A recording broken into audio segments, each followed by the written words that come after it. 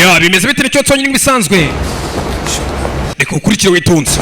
Birasa nkaho basoje akazi ariko bari guhembwa. Ukurikire witonze. Umusore gutya atangira kujugunya baciraho imyenda. Yagasanye.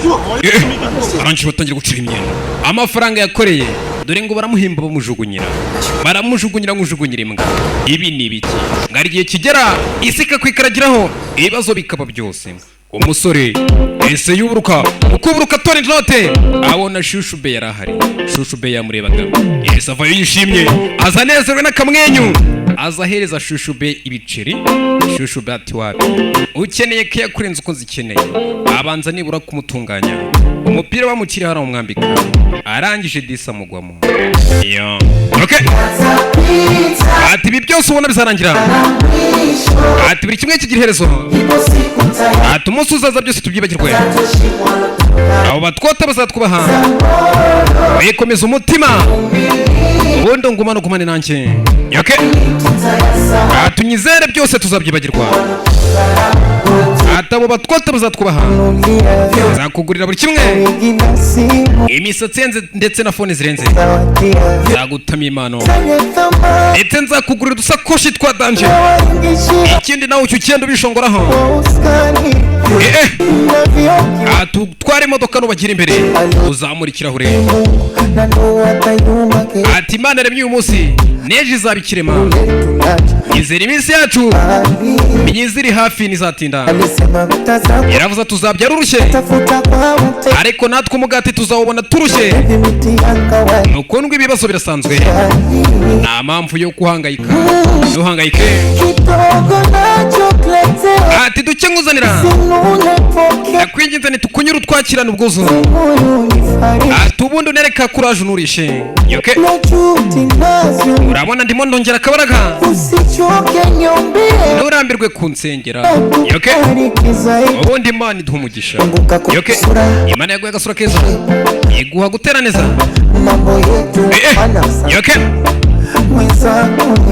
yo Diamond Platnumz. Okay ati nagiye mu rukundo ndinjira wese dore waransajije wemenye ko mukunda cyane. Okay ati ibi byose bizashyira buri kimwe kizarangira kigira iherezo.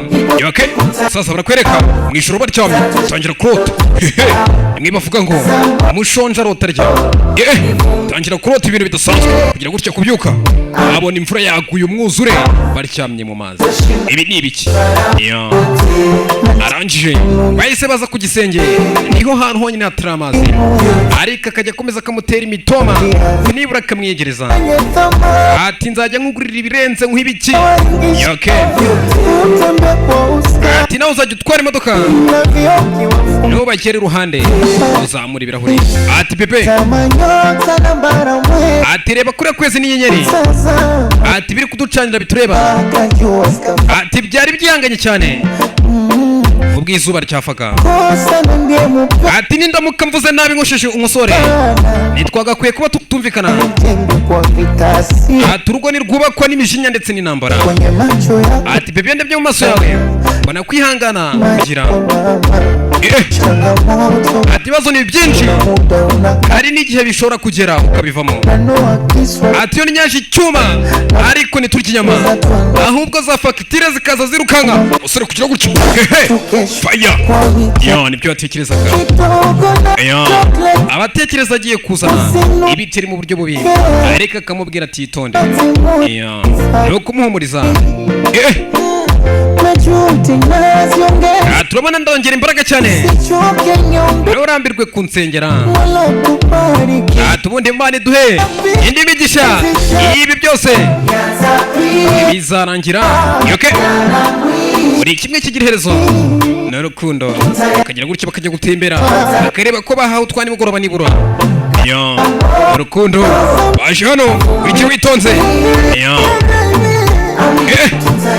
yoke arangije amupfunyikira agafi n'ubuzima bwabo, ubuzima burimo ibibazo. Abayeho ubuzima bw'uno munsi nk'uko Yesu yakubwiye ngo ujye ubaho ubuzima bwawe bw'uno munsi, iby'ejo ntibikureba ntabyo uzi. Matayo 6:34. Uhangayikishijwe n'iki? Ejo uzahageza. Babayeho umunsi kundi. Arangije ateka agatsima arebe ko barya agafi mu gukaraba kureba gutya kurikira umukobwa agahinda no akumiro biramwica. Kumbe ka gafi ihuku yakariye yoke mambo yetu mwana ati ndagukunda cyane.